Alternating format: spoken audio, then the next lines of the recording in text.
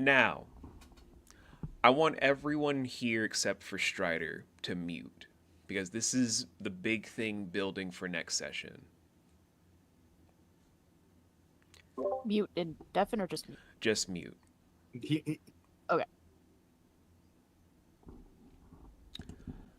Okay. So, Strider, the main question I'm first going to ask is, do you trust me, broski? Of course I trust you. Okay. You manifest on the train. It's quiet today. Not the same kind of quiet that you or Dees are familiar with, but it is quiet. There is no person mixing up any sorts of sundaes. There's no one delivering snacks. There's no memories passing. It is quiet. You look outside to just the pitch black darkness. You look inside. It seems to be vacant. That is, until the door slides open to have a person sitting adjacent from you. This gentleman is roughly around your age, but from how their body is made up, they seem to be more on the, I'll say, on a Katrine, like a Prima Spectra sort of aesthetic. You can't tell what kind of humanoid, but they are very much skeletal, taking a seat right next to you. What do you want to do? Bones a little lost at the change in scenery. This wasn't at all what he expected. He also feels very cheated that he doesn't get his Sunday. But then looks over to the person that is sat next to him, and he goes, "Any idea where our destination is?" Our destination is not where you're going. Oh, great. You are Vanu'Volin, correct? That is my name. Full name. Your father was starting to talk about you at the train station. You shouldn't be at the train station. Even in limbo, people still appear at the train station. But still. But oh, go ahead. Go ahead. I just hope he doesn't end up boarding the train in 30 days. If everything goes according to where things should be going, neither one of you should worry about the train for a long time. And yet here I sit. Because you chose to sit here. What's that supposed to mean? Vanu'Volin, you seem to have a knack for thinking that martyrdom is the key to victory. It was what led to the wounded one to believe anger is the best answer when you made him a red herring. It was what led the lecher to view your friends as trophies. It is what led to the cursed one to make you all into pariah. Not to mention what has become of the marionette because you decided to keep acting reckless. Even now, there was a second princess, these nuts of house nuts, that was here before. Brief stay, but even still. Her wounds could have easily have been taken care of better without the martyr making things as if it's a do-or-die mission that only has to be carried by one's shoulders. And right now you're probably sitting there saying, you have no other word to add to them, so why even try? I can see it in your eyes. And that's oh, go ahead, Strad, I'm sorry. Oh no, I was just saying that Volin just snorts. But even still, you were given a lot of great things. Sure, you were born in the wrong era for what your parents wanted for you, and yes, school was rough. But then again, you were around a bunch of shitweasel children. But that doesn't mean you need to still act like you're still in the university. Since your journey has started, hasn't there been more people trying to save you? Make you feel like you have a reason to live? Yeah, there have. And yet, but you spent more of this truly just trying to destroy yourself in ways that you never really understood. Your family still needs you, not just your mother or your father. There is the giant one that is panicking right now.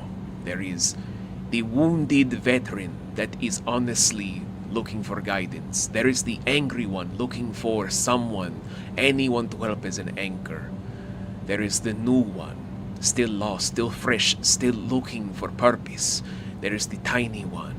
She's still going to need someone to lean on. And there is also the matter of the one that has given you her heart in ways that you don't understand. All of these and more. You have so much more to gain and so much more to live for. For all of the God's sakes, you've done so much in such a short time. Why choose martyrdom? Why choose to make your own life so meaningless that it makes everyone else feel like they're going up a paddle without any real direction, real persons there to latch on that they know should love them? I still don't get myself. You want to forgive yourself? Start living. You've been walking around like the dead child that was groomed by a lich so long you forgot what it meant to live as an adult. Don't dwell on your past and act like that is your crutch. Live for tomorrow. Live for the next day. Live for the years to come, instead of acting like you're trying to reclaim the lives and the years, moments, everything else that has gone by. Because then, as he gestures his hand for you to look to your window seat, where, from your normal visage of what you thought was you at your complete state, there are horned antlers slowly manifesting from your head. More scales towards your cheeks to race around your face down to your neck, hitting your shoulders, going around the pecs as well as the stomach to go down to the bottom of the belly to then wrap down the legs to be more scale, to be more of a 50-50 split of scale and flesh.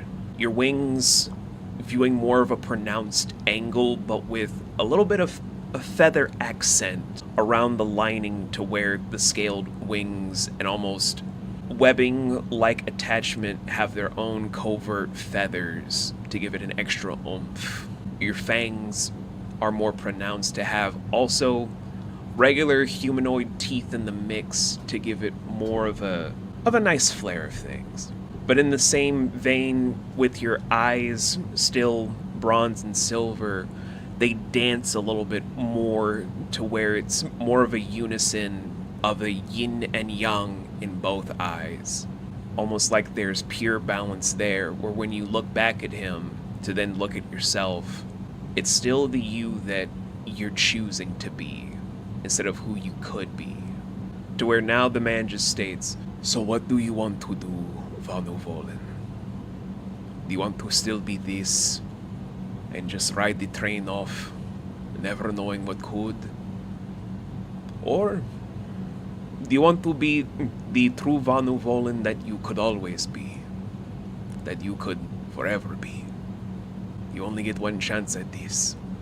I was gonna say that I made a promise I wasn't gonna die today.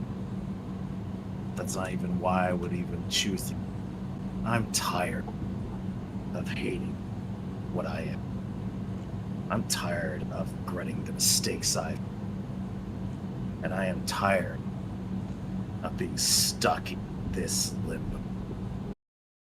I think I want to get off this train. Okay. And as he pats you on the shoulders to where it takes a minute, where when he gets up, walks to then close the door, the train dissolves around you. It's a blinding white light to where you're not sure what's going on until you feel as if you're riding atop the back of Chua. Within those moments, starting to see all of the numerous gates towards his own personal realm, the realm where source magic of draconic magics survives and thrives and is beautiful to the very core. It's during this embrace where you're also hearing the small notes from your mother and father doing a whole bunch of stuff of your father in his study just stating, I just want to see my precious child again. I just want to see him be at his best.